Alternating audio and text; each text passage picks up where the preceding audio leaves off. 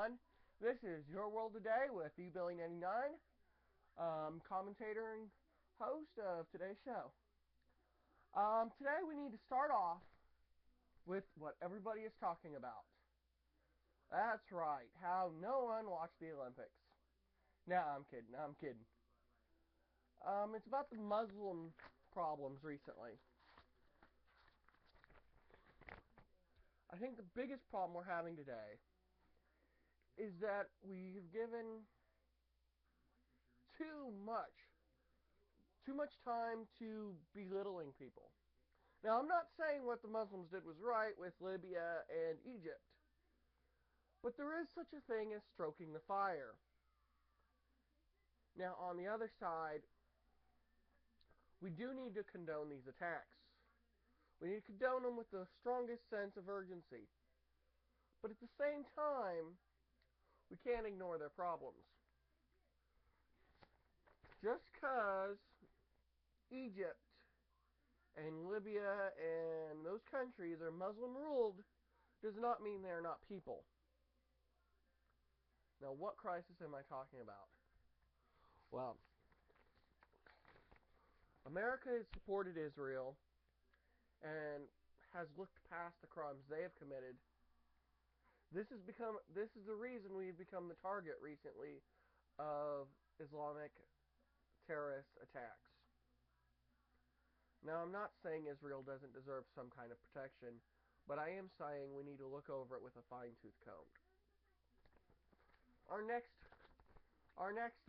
conversation piece will be wrong letter, one I just opened up.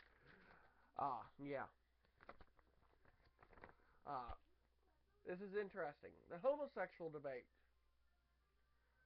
Should marriage be legal? Now, this is interesting, because either way you look at it, you're going to offend somebody. That's why there's always a third route. Marriage should be legalized. However, the churches should have the right not to see these marriages as binding. The churches have the right to create their own fundamentalist rulings. However, my son Alex, he would like to discuss his little topic on toys. What toy is that? It's not a toy. Well, it's a gun, right? But it's actually candy, isn't it? Uh-huh. Sit down so they can see your face. What kind of candy are you eating? Gushers? Uh-huh. Cool, and they look like a gun. Toy gun. Go bam, bam, bam. Bam, bam. Okay, Alex, you go play. I got some more news to do.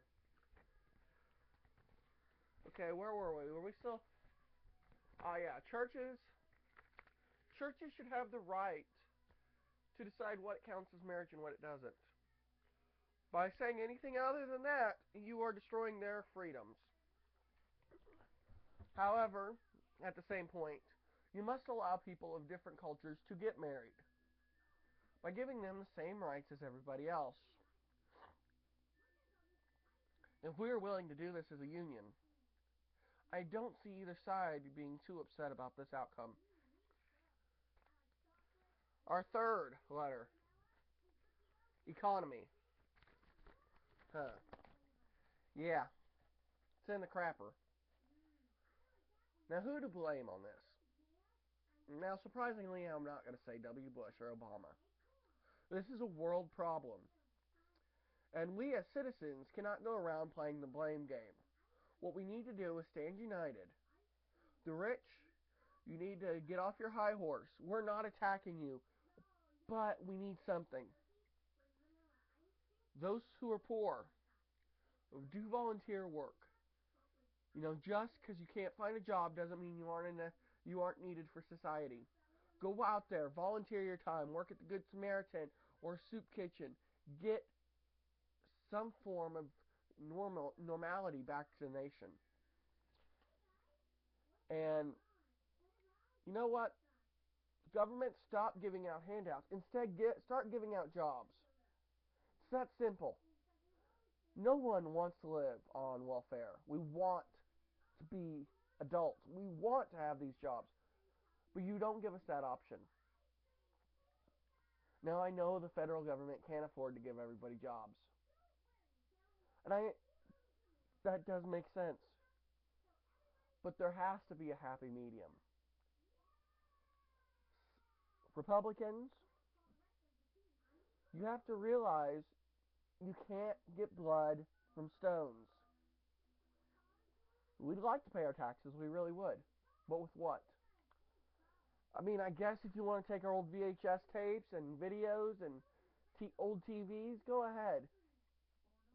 For me, you're not going to get a whole lot out of it. You could take everything I own and maybe make a couple $1,000, if that. So, if you think that's going to help, go ahead and tax the low income. You're going to find a lot of people finding ways out of it because we just don't have the money to pay. Okay. Let me get all this trash off so we can go to the next topic.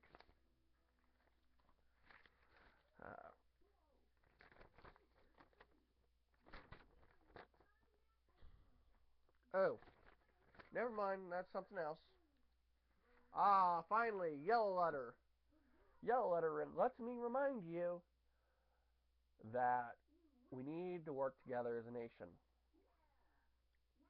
We need to stop blaming others. You know whose fault the economy is? Nobody's. Economies rise and fall. I mean, if you really want to blame somebody, blame Nixon who took us off the gold standard. But then also blame him for the increased economy we had for the last 30 years. Because that's what it caused. It caused a fluctuating economy.